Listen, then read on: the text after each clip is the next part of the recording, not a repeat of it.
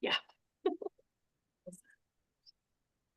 So did you enjoy that, Kara, getting kicked out? It was a little weird. At one point, we were like, well, we could ask.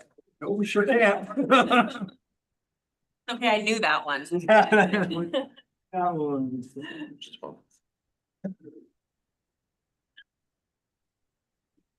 Okay, so we're back in open session, so we're up to the finance dashboard.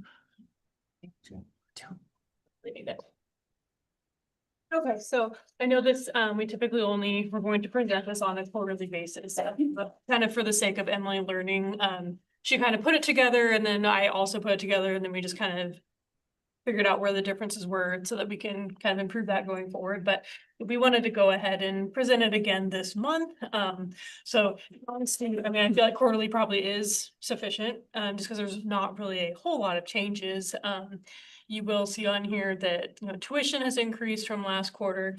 We have at least the beginning of spring tuition in there. We'll obviously still collect more like our short-term programs and summer tuition as well. So those are about right on track. The credit hour fee is a little bit low, but again, we'll collect more summer. And then federal grants and contracts, that is still much lower than what our budget is showing, just because we haven't drawn down Perkins at that time. Because Perkins was very unknown if we were going to receive the whole amount we had originally been allocated. And so now that we have word that we're going to get all those funds, we've started drawing down what we've expended. So you'll probably see that on the next dashboard. And then again, with state appropriations, I think there's just a few more that we're still expecting in. So really, yeah, as far as incomes, I would still say we're right on track. We won't know if we need to use any of the remaining operational contingency until, you know, later in the year. If we do end up over budget in any kind of areas, then we might have to depend on using some of that to get us through to the next year.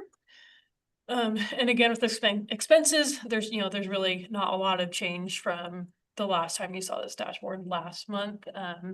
Yeah, we're basically right at 50% on everything. Capital outlay, expenditures, which I know we talked about a little bit last time, because that includes like utilities, our actual capital outlay expenditures, which are in good shape, is what Josh said, and we're still expending our Patterson funds that we received this year. So yeah, as far as those numbers, we're kind of one quick note on the capital outlay, some of the furniture packages that we approved in past meetings for nursing and whatnot, some of it's all landed and been installed, but we're waiting on a couple of invoices, so those will hit there. So that's showing a little bit. Plus the Patterson grant that we received that is also in that bucket, so that kind of makes it look a little inflated as well. Yeah. And also the principal payment for Wamego property, as well as the first payment for this new building, you'll see later on in the year. So remind me again why the Ascension nursing funds from Via Christi. yeah, so Well, yeah, I think we covered this, but I can't remember. yeah, so the part we put on actuals is just the amount that we've drawn down from Greater Manhattan. And so we haven't needed it yet. And so we hadn't drawn very much down. So you'll see that increase as well, because I went ahead and drew down funds just because we knew we are going to need those since we hired more nursing staff. So you'll see that change in the coming months. But those funds are going to actually be available from Yeah. the summit. Okay. Just want to make sure. That's part of the 5-year commitment from GMCF for our healthcare programs. And Mitzi Richards told me at the gala the other night, Dr. Pauls and his group have committed $25,000 a year for 4 years toward that initiative as well. That will help us attract, take care of healthcare personnel that we need to teach, write classes, the credentials, etc. So that's looking good. Any other questions? On the operational liabilities, what's that line? Just refresh my memory. Yeah, and we probably just need to move that into something just so there's less emphasis on it. So those are just student refund checks that they never got cashed and we send them to unclaimed property. Sure, okay. I'm just seeing a high percentage on it, that's why I was asking. Yeah, and we probably just need to tuck that away because it's such a small But it's never really gonna be a very big. It's just, as long as it's explained to us dumb people. Or we look at it once a month, Yeah. Any other questions on? not that slide. You can scroll down to the charts. Again, now we've updated this as of the end of January. So again, you just kind of see our reserves trending upwards, which is great. And then the yellow line would just be cash on hand, or yellow is reserves, red is the cash on hand. Which it is still going up since we started receiving the state appropriations and all the student tuition, so that'll keep going up for a little bit till we start expending all of those funds. Again, foundations funds are still holding pretty steady. Haven't had any big expenses coming out of the foundation. And debt, also, we won't really see very many changes until we start making payments again later in the year. I like seeing the yellow one knocked out of there and we'll start working on the gray and Exactly, and yeah. then on the red.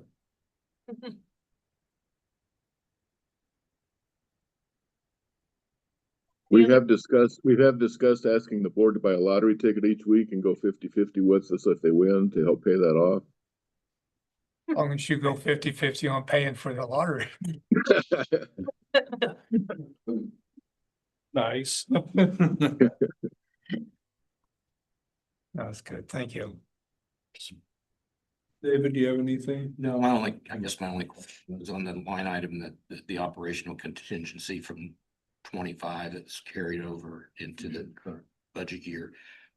Is that sitting like in a reserve account that you put on at It's the? not, it's in our money market account, so in our savings, just earning interest, and so that's why I've kind of said we're not really gonna know if we're gonna touch it until we get to the end of the year, and if our budget's still looking good and we've got that in excess, then that can just be a conversation among administration if they wanna move it into reserves, or if there's something else we know we need it for in the next year, once we start building next year's budget, so. That's it. Okay, so one of the things, we did receive that equipment from Smithfield. Is there anything that we're gonna have to worry about to get it operational on our end? You're going a little big, Tim. Okay, well, I'm just seeing if it's gonna play into any of these reserves that we're seeing. That's that one. Nothing that drastic. Okay, okay. Nothing further. So that brings us to ends report. Brain shot. We're gonna get something pulled up here. So, the outreach and partnership report that I've been doing monthly with you all. This month will also double as our achievement of ends, which is attachment 8 under the governance monitoring reports. I will go through that a little bit. We also have an update, and we have some folks here from our marketing team to help us go through our Lumina project. So with marketing and outreach, you have that. I will not go through everything on here. I will say February, for being one of the shortest months, was absolutely packed with stuff. You can see, I think we have like 4 pages of things, but the ones I do want to highlight, donations. This month, we received a $16,000 donation from Flint Hills Chrysler Jeep Dodge Fiat, if I got all the right acronyms in there, for our automotive tech program, unrestricted funds, just to support the program, support students and equipment and all these other pieces of it. Smithfield, we were able to yes, you. How was Rusty Eck tied into that? Because I saw that name tied in with the automotive. Which one? With the automotive, I saw the Flint Hills Mm-hmm. and Rusty Eck Ford. Rusty Eck has purchased Flint Hills, and that's the big car lot being built Okay. out on by Excel Road. Okay, Yeah, Rusty Eck is, yeah. the primary owner. And now they're doing all the other stuff too. with them. All right, good. But yeah, like Jim said, they're the ones that are building out towards Route 24 and all the areas in there. It's building a good partnership with those folks. Smithfield, we accepted delivery of, it's called a Drake, it's basically to pack sausages, I believe, with casings and everything. It is a large piece of equipment that required a small semi truck to get it here. So shout out for Manhattan Wrecker for donating their time and services in the truck to get it here for logistics. And then Smithfield, of course, for donating the piece of equipment. we'll meet after this meeting. I'd be more than happy to take you guys into the bay to take a look at. It is 100% stainless steel. Obviously food grade material. It is, I think when they're brand new, they're about $725,000 worth of equipment in its current state, which is still usable. It's around $250,300,000. And we were able to get into the bay and set up. It's going to be able to be used in almost every module that our industrial maintenance program has. So AC/DC motors, hydraulics, pneumatics, all kinds of things. And so the last piece for that puzzle would be to connect it to our electricity here. It does require 480. So we have a quote. I think it's only $32,000 or $3,500 to do. We're just trying to figure out where that fits in this, and we're also going to talk to the PAC members to see if anybody would be willing to help us get that set up with that. Would our electrical group be able to do that once they're up and running? As far as the labor part of it? I think possibly running with the conduit. Yeah, we've run into, so getting up in, the little 110 stuff here and there, but we start getting into that 480 power. We've had some concern about, just getting the right permitting and things we're talking that through, but we're a little Sure. leery on where that line is. We have master electrician over the program. Right. Yeah. He can coach it. Don't even have students in that program yet. No, but we hear you. I think it's for us, it's to figure out where does it fit as a learning experience and how soon do we need it to be powered? And then also using it as a tool to just engage with those PAC members for that program, because they've asked, how can we help? Well, this one's gonna be a good one. If 3 or 4 of them can pitch in for $1,000 each, great. And we can put their name up on the board and it's got power. It's been an interesting thing too to work, because now we've had all these talented service that, we have a master plumber, master electrician, this, and there's all these things that they call, hey, come check this out. But we're just trying to figure out that kind of line of where the liability is, and if there is an issue, or we, working through those things. But there's some talent there to kind of connect the academics with some things we need. Coming out of that field, I know, here's your piece of equipment, wire it into the system, make it work. Just continuing on from here, some other highlights I do want to do. This Learn to Earn initiative that was actually started by Jim and David at the recent CTE, actually even before the conference, I think, and I'm sure Jim will probably talk more about it, but it is combining Flint Hills Tech College, Salina Tech, us, Washburn Tech, and a couple other businesses to really try and figure out how we can grow a program to help regional manufacturers that are coming into the area. The VR trailer, I think there's a thank you card being passed around from Valley Heights.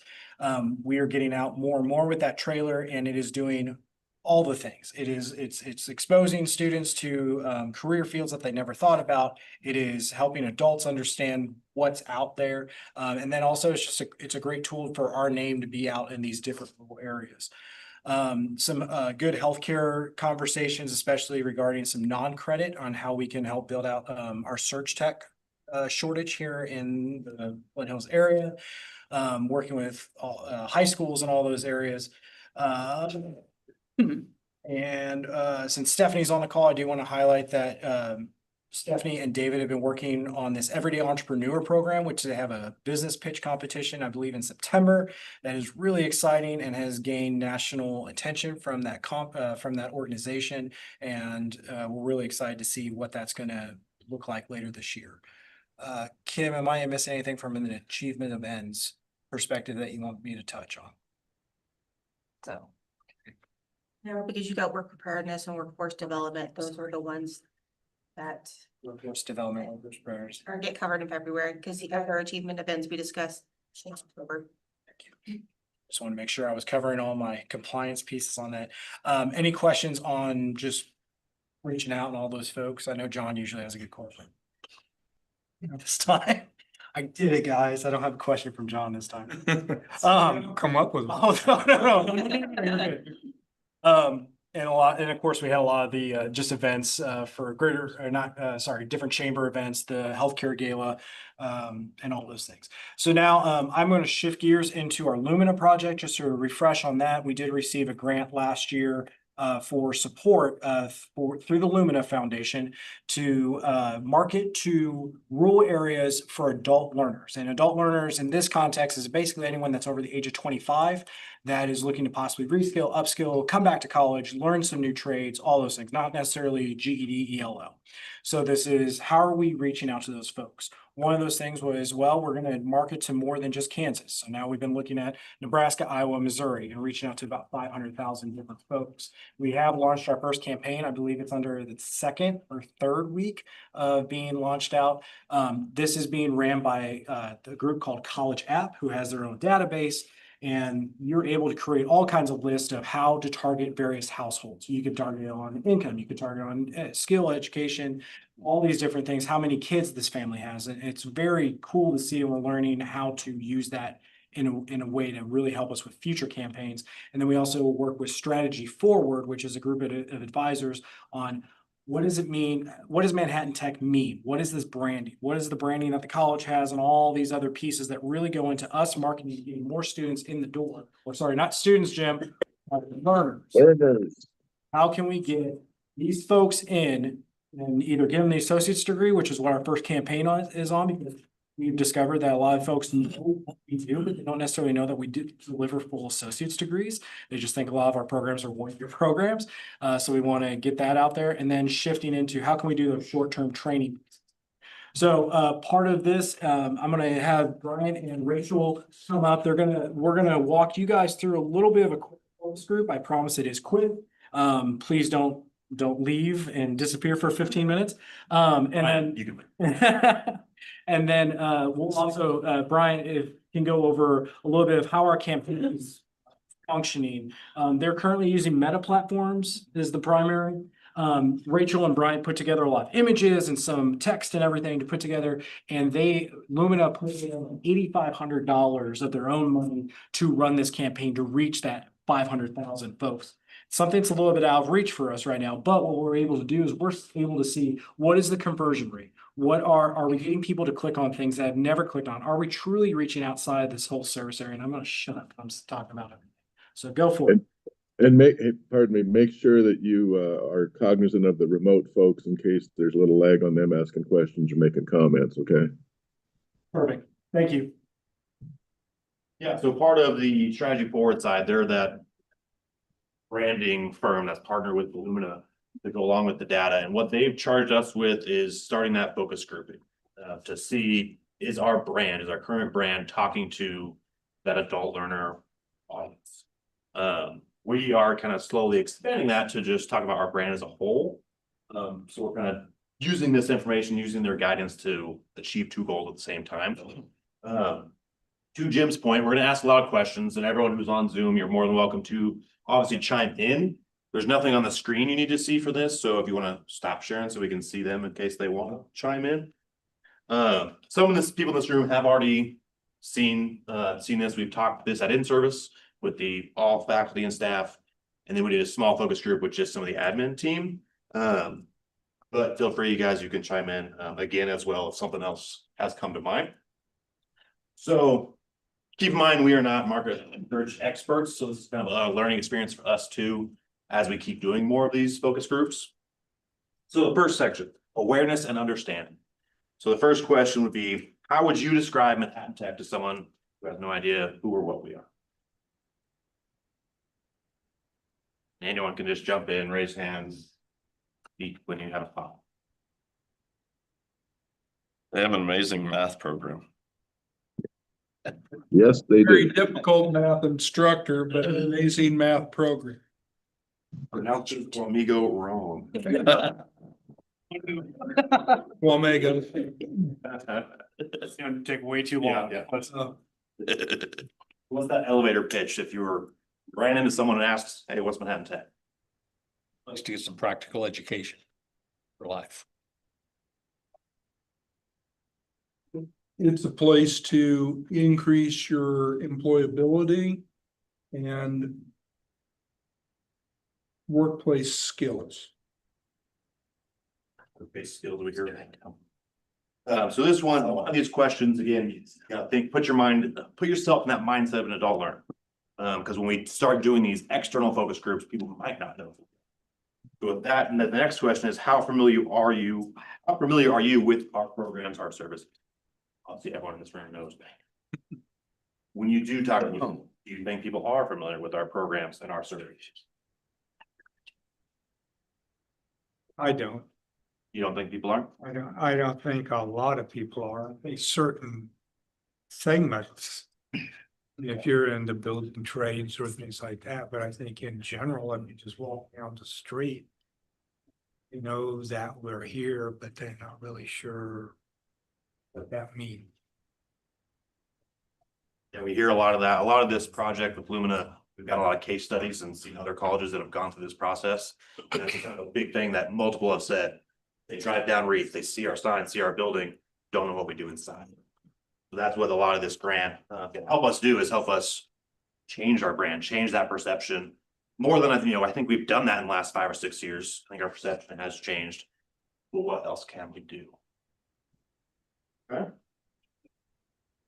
Sure. So the next section talks about our perception and reputation. So what do you think Manhattan Tech is best known for? Getting employable students out every year. Small classes, individualized instruction. Was that a part of this?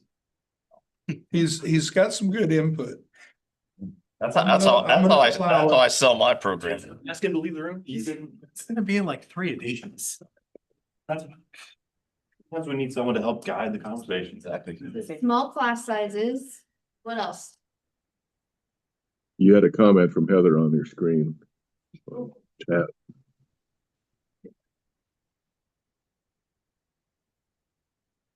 Stop touching things. Quick and cost-effective education. I would definitely agree with cost-effective education. This one is kind of similar. How do you think people in the community view Manhattan Tech? And, are there any misconceptions? Probably, but I think that when you're a small community like we are and you have a university. We're kind of looked upon as the place that students that don't want to go to the university can come and get skill sets to get into the workforce. We're the stepchild. So do you guys think that's a misconception?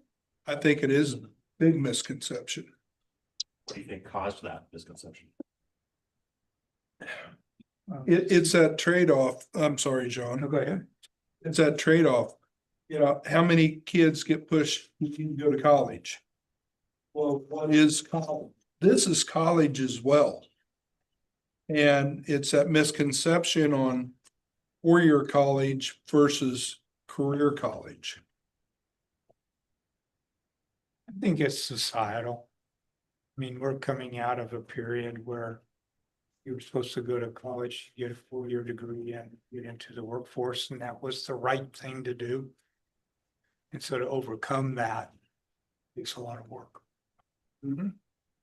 This Julie, can you hear me? Yes.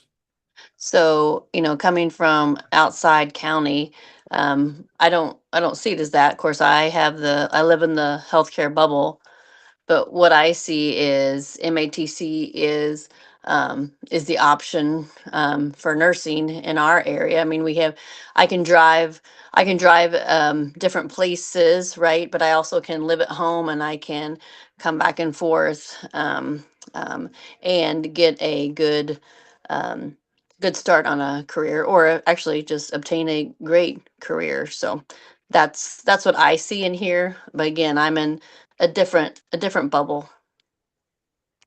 And I think for any of our programs, it is an extremely solid foundation.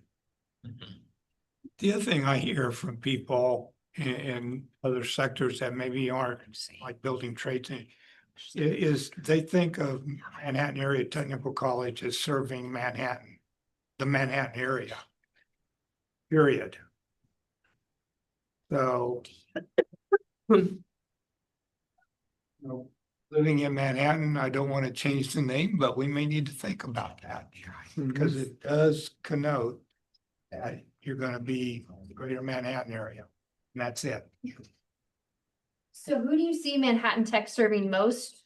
Recent high school grads, adult learners, workforce training, somebody else? Yes. Yes, throw a dart. Throw a dart, any one of those targets, and you're gonna hit it. What do you think we are serving the most right now? I'm gonna say those kids coming out of school, high school, going into their first endeavor on their own. So let's talk more about not what we do, not what we offer, but the brand, the feeling of the Manhattan Tech identity and the brand. You hit it a little bit there, the name. The name says two things, Manhattan, where we are, and Tech, technical. That says the education we provide. What does it make you feel? What is our look, our colors, our logo, our branding, our buyers? What kind of impression does that all give off?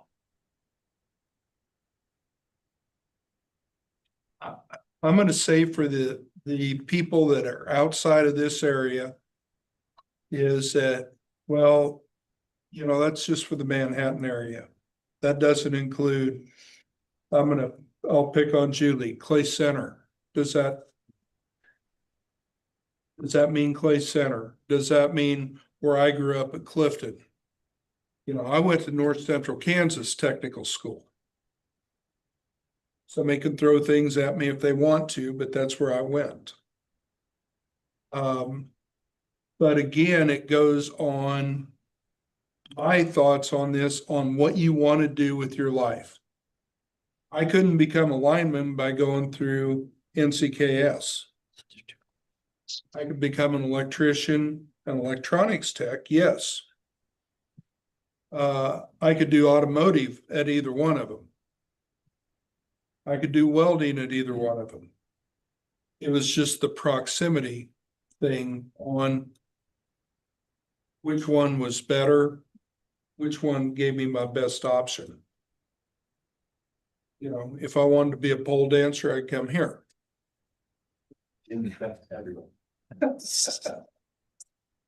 So, to dive deeper into, we'll pick our colors. Maroon. And those of you who've been around longer, it was maroon, dark maroon, gray, dark gray. And before we had green, and the CET program had light blue. Like we've gone through these phases over the years, over the 60 years of a brand. What do you think the current brand feel says? When you see our logo maroons, the newer gold, yellow we've added in, what do you think does that feel professional? Is it outdated? Is that communicating to our audience? How does our people, when we send them out to the hospital or to the mechanics or electrical trades, HVAC, how do they feel about our appearance coming in? Is it professional to them? I would say it varies by program. Nursing has probably the highest level professional. Sure. The uniform. I know auto tech definitely does, and I feel like construction, they had high vis, orange shirts this year that looked really great. Then you have other programs that don't necessarily have that, so I don't know how to really answer that question. Not your audience, so it's Right.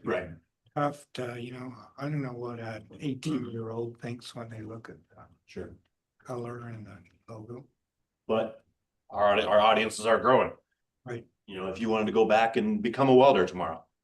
That's our brand. What is to you? John want to get to my recliner? I don't want to. Fix the recliner. No. In my thoughts, in how I'm grading things, it's gonna be at the lower end of it. Because if I'm gonna become a welder today and I look at the program and see I'm gonna come out with this certification and that certification, things like that.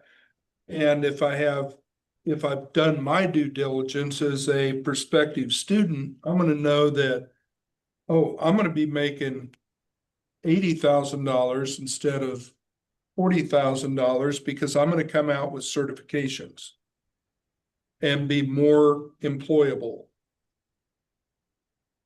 So that brings up another point, that we found out through this grant process, through some of our research.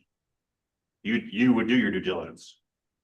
Does every adult learner who might have a lower level of literacy or lower computer skills to find the information on our website.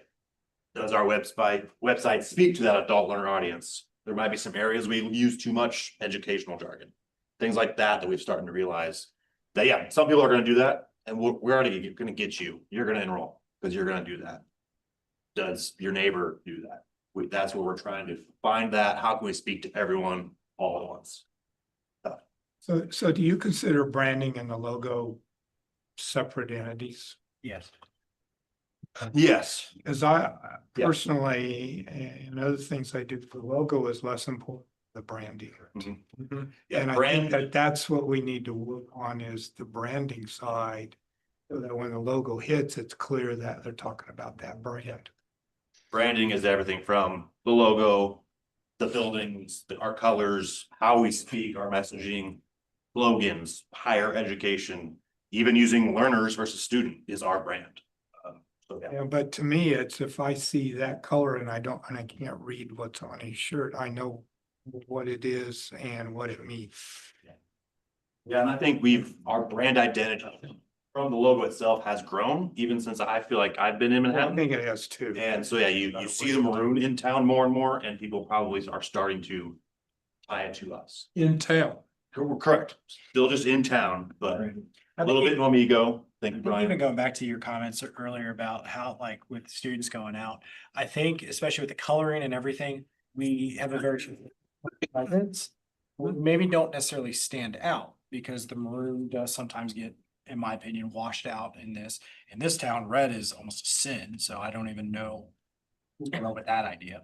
But so I think that's going back to that. It's yes, it's there, but where would somebody know it's us?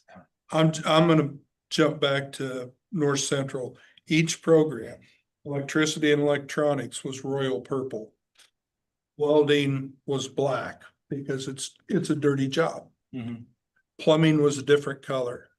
The logo was all the same. But each program had its different color.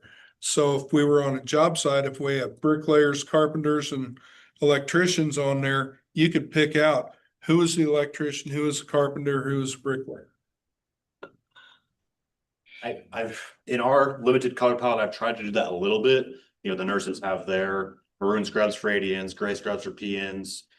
Each of our programs that have a uniform or a shirt that they wear in the lab or out on the job, they're all a little different. And so we're trying to do that a little bit without needing or wanting to add in 12 different colors.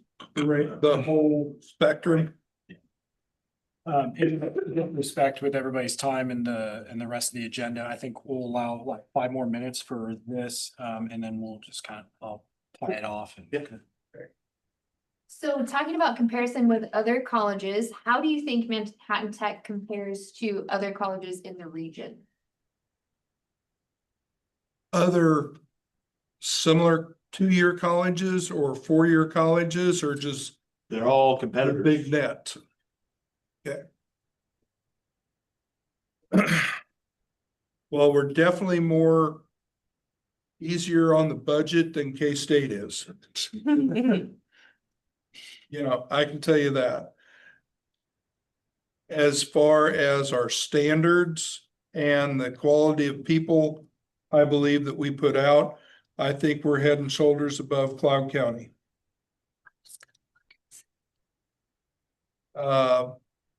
As far as Washburn Tech and Flint Hills Tech and Salina Tech, Wichita Tech is all on its own down there because it's got the aerospace niche wrapped up.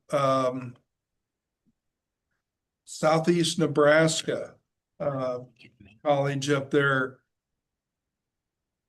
I'd say we're on an even keel with a lot of those type of institutions. So what do you think makes Manhattan Tech stand out? Or on the other side of that, what could make us stand out more?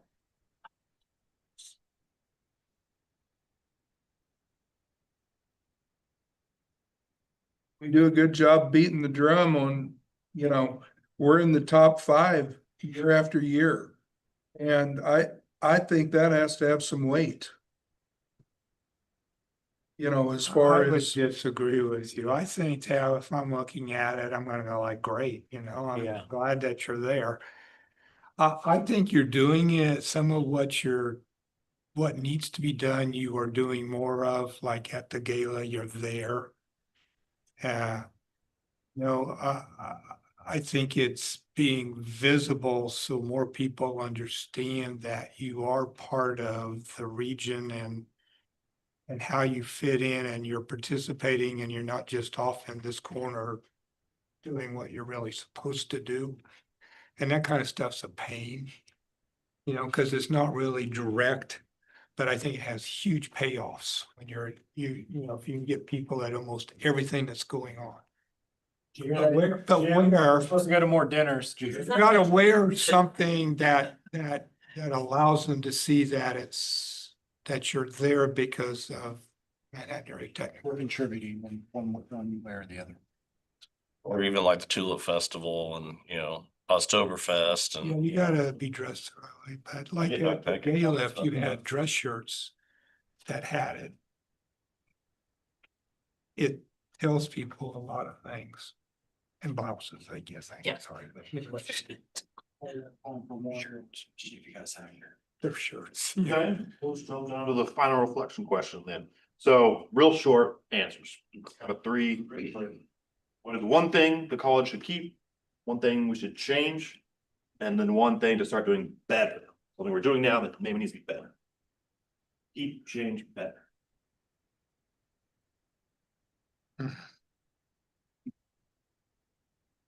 Do we need to go in exec session? we might, we might.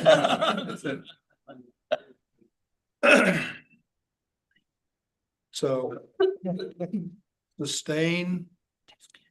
Improve.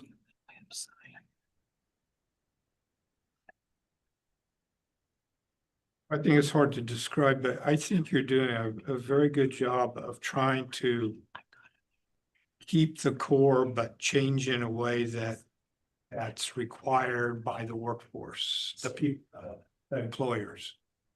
That's hard to do, but I think you gotta keep doing that. And I think. We're started down the path. But we need to improve. Our outreach, getting out further. We're on the path. We're on the path where we need to be. Sure. But, all right. This is what we're doing now. Where are we gonna go tomorrow? Today we're going to Valley Heights. Tomorrow we're going to Washington County. The day after that, we're going to Marysville. We're going to Frankfurt. And make that footprint just one student bigger. Because all I need is one student that has a very successful outcome out of Frankfurt. And next year, I'm gonna have 3 students from Frankfurt. The following year, I'm gonna have 6 students from Frankfurt. I know we should be about done here, but I think that we've got to tie things together, and one of the things that we need to do is through the foundation is raise more funds. But I think to do that, the branding, the logo, the visibility, all of that has to take place so that people want to give. Instead of only those who know what's going on here give. That makes sense? So counter loaded question. Raise funds from who? Right. Well, there are, Cause I understand it, but I feel like what you've done in the past, and not saying that's right, wrong, or indifferent, it's just, it hasn't necessarily been targeted. So do you focus on alumni? Do you focus on business and industry? Cause we have grown business and industry, obviously. Yes, no, I know. That's why I said alumni. but I think then there are people out there who have money, who have a desire to help people move forward. if they understand what this college does, then they can rise to it. Right. Because they're not part of the benefit of what comes out of here. But they want to support that kind of activity. Make sense? Telling the story and passing along. I think a big question of who is our alumni could be an answer to that. We have a large alumni base in the region and out of the region that we don't connect with right now, in any significant way. And so, you know, look at, use for example, K-State's Day of Giving is coming. Sure, much bigger alumni and deeper pocket base, but they have a lot of people that donate $10 a time, $50. That's not a lot to them. It's not, wouldn't be a lot to us, but something like that. I mean, Jim last year loved, you know, he wanted to get our internal numbers of faculty and staff over that 50% line of giving on the Chamber Foundation match day, and we hit those numbers. So I think hitting internal, external alumni can help with that too. Perfect. Can we just hit the chat? Can you scroll up a little bit? I think Heather had something. I agree with what everyone's saying, but I do think it's improved greatly over the last few years, how the world has changed with METC and okay, thank you. I do too. And then Julie, that was a great comment. And then Julie, keep listening to the students, faculties and employers. Yep. Okay. That's great. So I appreciate that. Thank you all for the time. Thank you for all engaging that. Just kind of wrapping this up. This is going to be, we're moving forward. This is an investment we have to make to get more folks in the door, tell our story and do all those things. Recently we have engaged with 3 different marketing firms that are nationally known. They've done various different through Lumina and some other things, all have worked with higher education. Not spending money at this moment. We're just trying to gather up information so we can put together a proposal, a request for proposal, and then see where a budget lies for something like this. Because obviously there's a lot of considerations. Just the process of research alone can be extensive, but then we have signs and everything else that would need to change. So just keep it all updated. Bring back in Heather. I think you had something.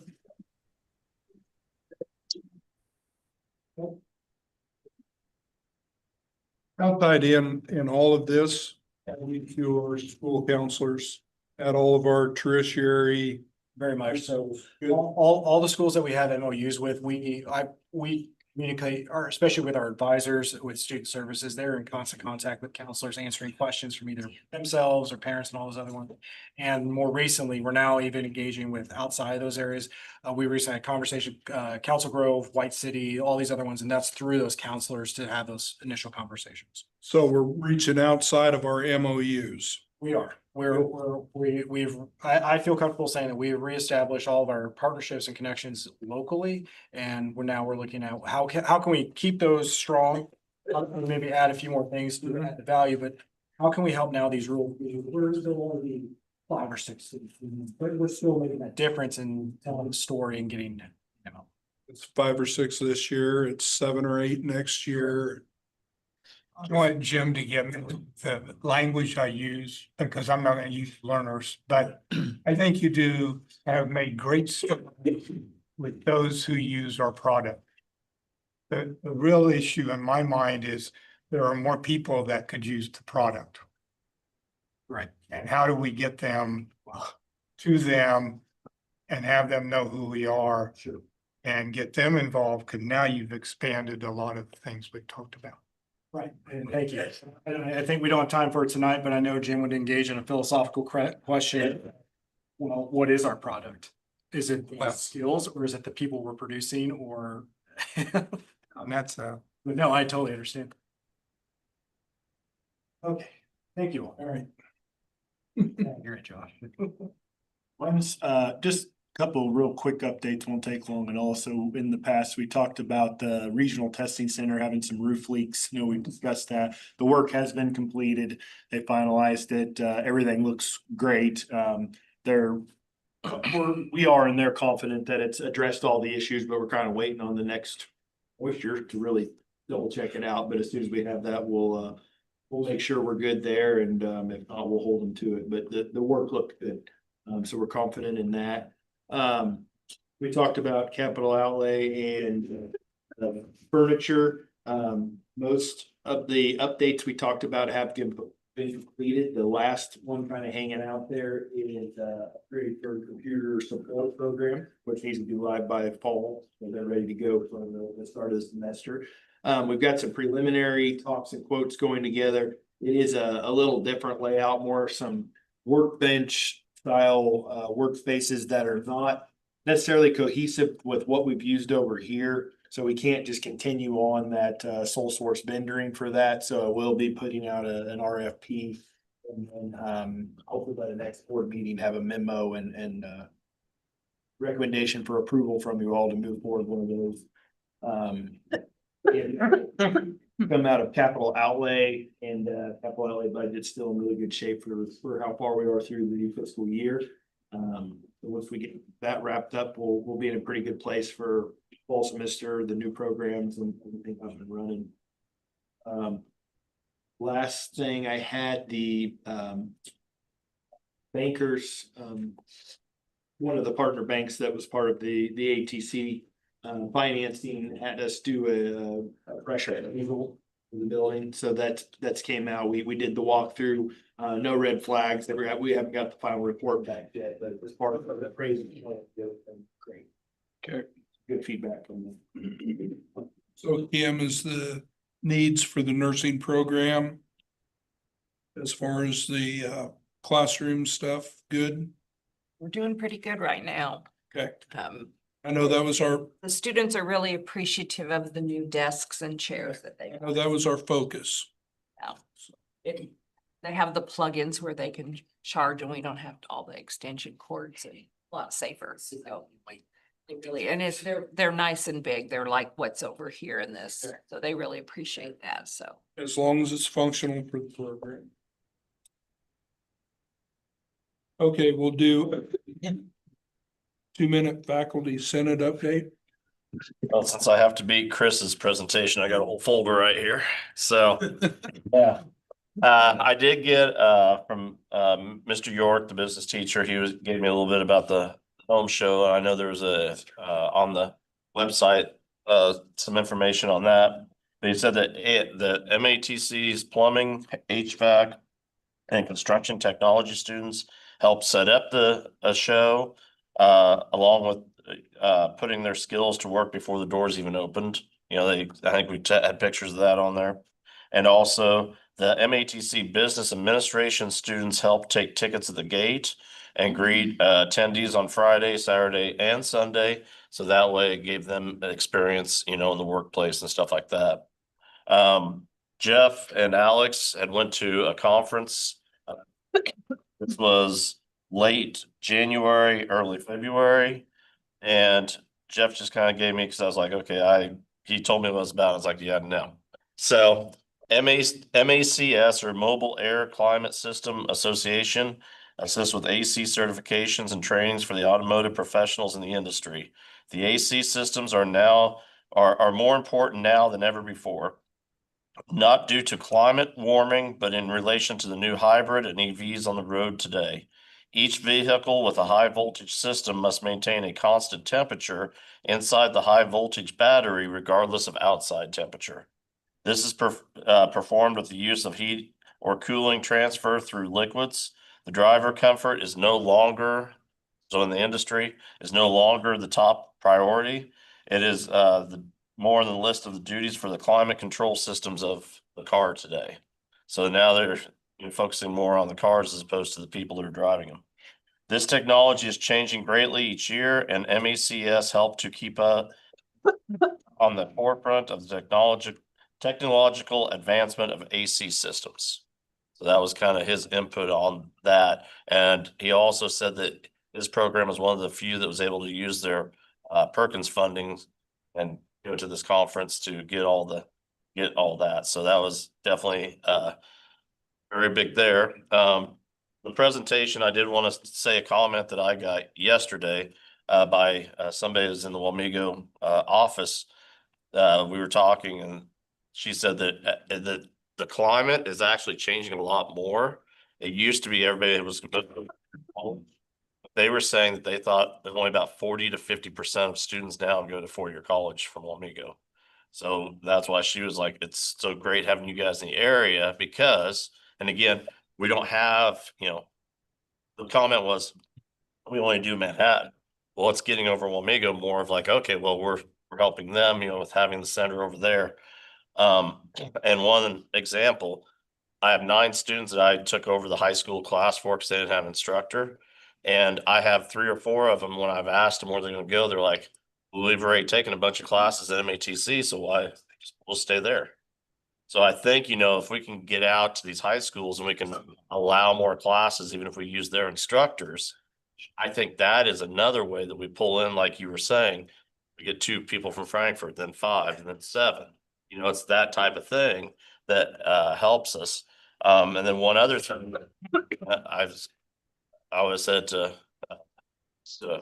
them as well as the marketing is, maybe once we get into these areas, finding where they, you know, the businesses and stuff like that, maybe have them donate scholarships for their high school students take our classes.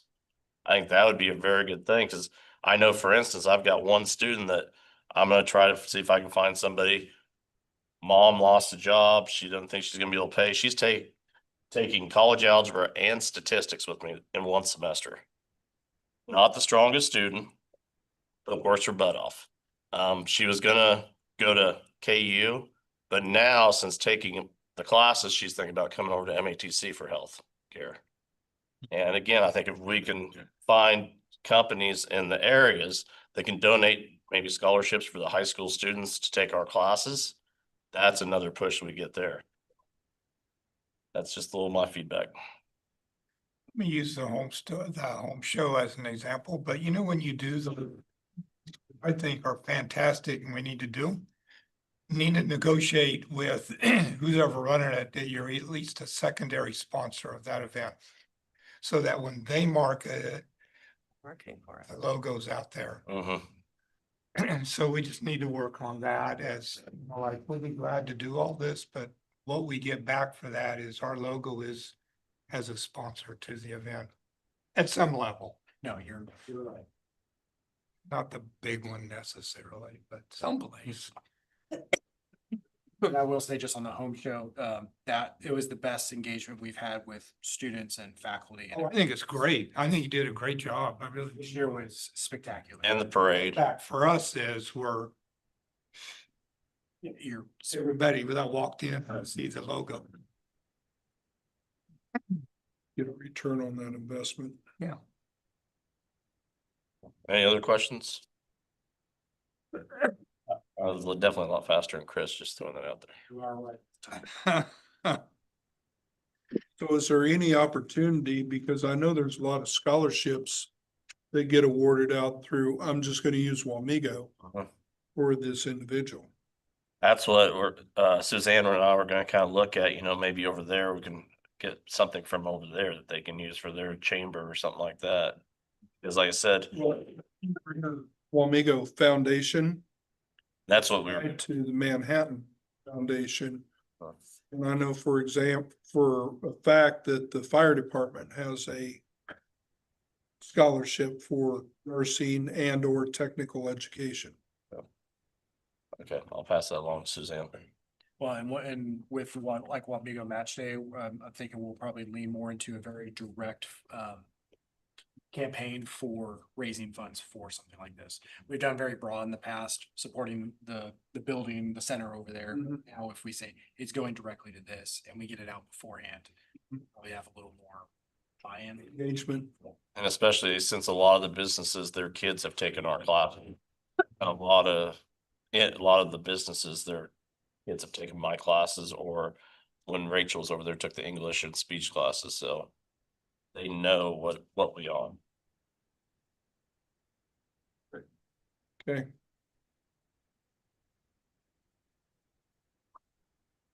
Academics. There's not really too many updates. You've kind of heard about both where we're at with electrical and computer support, so moving forward on those.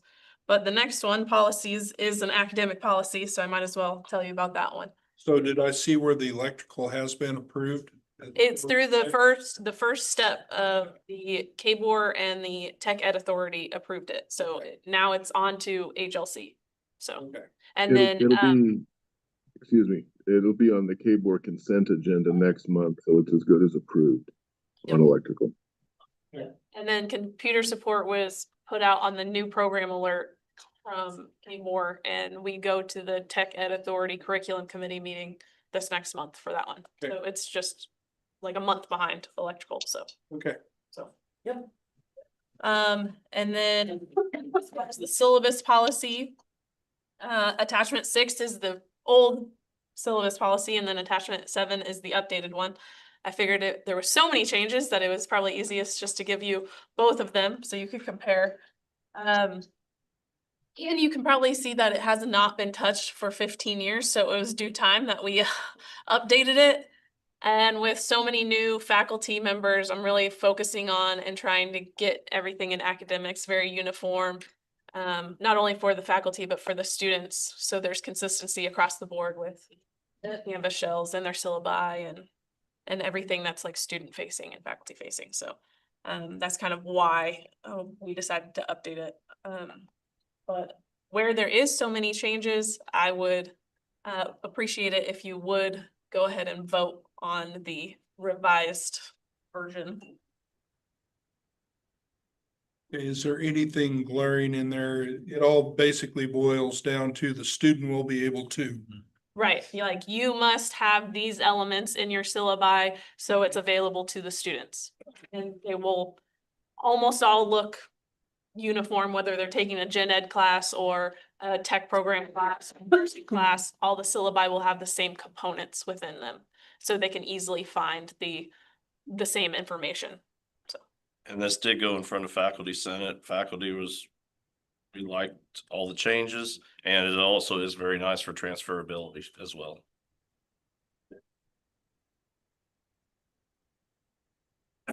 Questions on this policy from the board? Move approval. Second. It's been moved second to approve a syllabus update. And all in favor, say aye. Aye. All opposed, same sign. It is approved.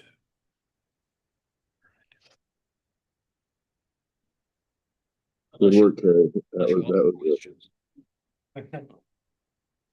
You're gonna say something. We just said, good job, Carrie. Come when Carrie. Policies. Revising academic policies is I a do. thankless task. Because we tear yours apart.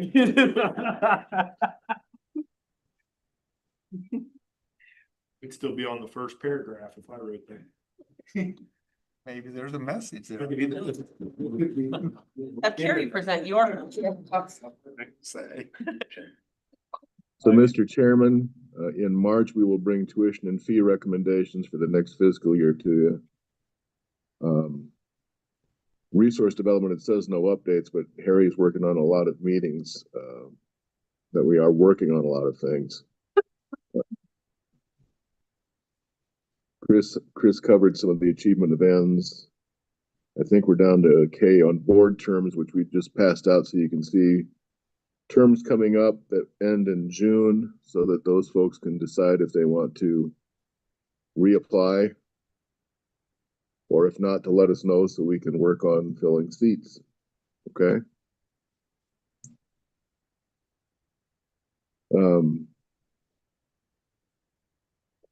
Legislatively, the Kansas legislature is beating the crap out of the technical colleges and some of the community colleges. The Excel and CTE funding, which is what pays for high school kids to get tech courses. The community colleges told the legislature to cut the appropriation by just under 25%. They cut 10 million from it. Of course, they have property taxes to rely on. The community colleges are coming after the tech colleges pretty hard. And then the student success funds that we've had for about the last 3 or 4 fiscal years through the legislature, through the regents, is close to being phased out in an effort to cut the 200 and some million that the legislature wants to cut. Last Friday was turnaround. So right now, most of the other budget appropriations are the same in both houses. The base grant is still at $1 million. They have not restored any funds anywhere. They did do full funding on tiered and non-tiered. Capital outlay is full funded. the results funding, performance funding idea was referred to Senate Ways and Means. It's probably dead for this year in an election year, but it's getting attention so we can work on discussions after we get through all this. So when you see our legislators over the next few days, if you happen to go to the chamber thing Saturday, thank them for what they're doing, but urge them to put money back into Excel and CTE in particular. Wichita Tech will take like a $3 million hit if that $10 million cut stays in place. It'll hurt us a little bit, but not near that much. I think you've got there the impact award from the Wamego Chamber, which was a huge surprise that night. Tim, I'm glad you were there with us. Brian, thanks for coming up with me to make sure I didn't pass out, and so you can give your remarks again there. It's a cool award. It's nice recognition. But the more important thing is, last Friday, Chris and Pam and I met with Brian Howells and one of his staff at the Wamego Hospital. This Friday, the state will release the RFP for the Rural Healthcare Transformation Project. These are federal funds sent out to the state. Senator Moran was the sponsor of the legislation. So we will be going great guns in the next couple of weeks to put together a proposal with the Wamego Health Center, because these funds are limited to rural hospitals in rural areas. So stay tuned for that one. That'll be huge. And Pam and I are in Albuquerque for the Alliance for Innovation and Transformation CEO and Liaison Rep conferences this week. The questions you were asked from Bryant and Rachel and others about looking forward, don't worry, that's what I'm working on here. We're working on ideas on what we might do to actually scale things beyond anybody's current imagination. Plus, we're going to be diving into quantum computing, AI, and workforce. So this is not a fun trip. This one's going to hurt my brain a lot. And if you have any questions, I'll try to answer them.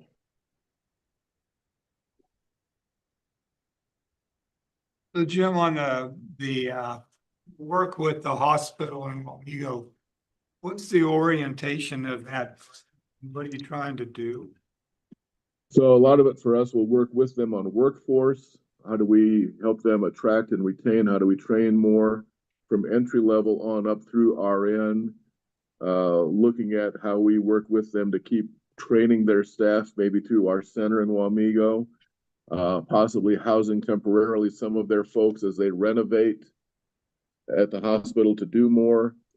Then to reach out with them to the area rural health clinics in like Onega and Marysville, St. Mary's. How can we push that so it's transformational on the rural health care for people to have better health?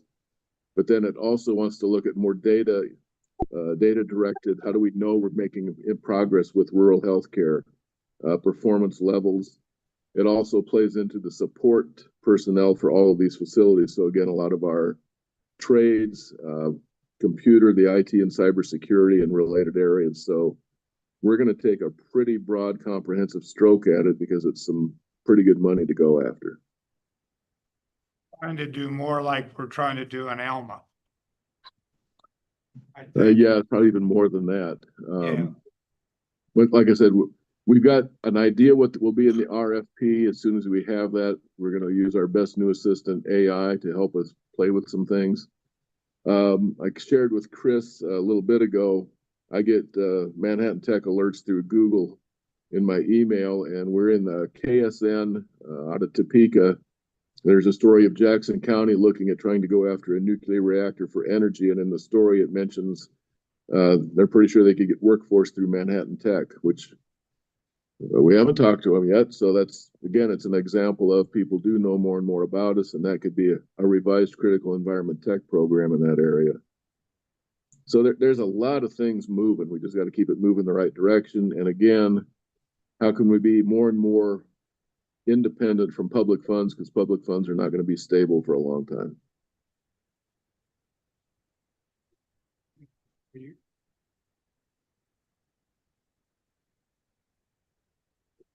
The one correction on the list of events coming up, I think Susie had wishful thinking on spring break. I don't think we have the whole college closed spring break. There's no classes, but offices are open if I remember right. It's on the agenda, Jim. Unless Susie knows It's on something the else. agenda, it's official. Sorry, we just revised the agenda. Right. You aim to please. So, what speaker? I took Already enough crap approved for the not being consent closed agenda. President's Day. I will add one event that's on that calendar, and I think Susie actually just sent it out to everybody too for all y'all. We're hosting the Kid Win Challenge, which is a partnership out of K-State Extension. Or is that where they're out? This is the second year we're doing it. It's really cool. It's actually the middle and high school students that have formed teams in our area. They're coming here for a regional competition where they have built their own windmills and they're being put through wind tunnels that are currently set up in the first two bays and this and on state level. It's just a really neat competition and a couple of our faculty get to be judges for that. So Yeah, kudos to Susie. It's a huge, big undertaking event. Somehow I got it roped just or started 2 years ago and Susie took the reins on it and has been taking care of all of it for us. It's a big one. So a lot of logistics and crazy stuff going on, but it is a really neat event and it gets some exposure to some of the younger students, see what we got going on here. yeah, So it gives a huge exposure for the campus. absolutely. And they give us time too to also in between, I think there's like a break of some kind where Michelle and some of the folks can go and talk and we'll have a table set up and we can give that information all. I think there was about last year when there were a little over 100 students. Yeah, last year, there's more this year, There's more this year, so. 140 Wow. students. Parking's gonna be a little rough And tomorrow. all of their We'll parents. figure it out. Yeah, and then Thursday is our open house from 9 to 1. If you'd like a free hamburger, hot dog, I think Neil or somebody else will be out on our newly donated flat top grill. And chamber after hours is March 11th. KS Bank and So, come on. Landmark, I'm so sorry. So. Oh, there it is. Yeah, there's sorry. And then the career fair is after spring break and then a lot of other cool fun things that we'll talk about in the March meeting.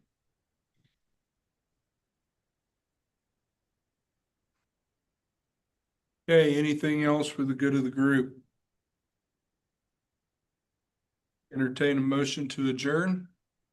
Yeah. Second? Second. All in favor, same sign? Aye.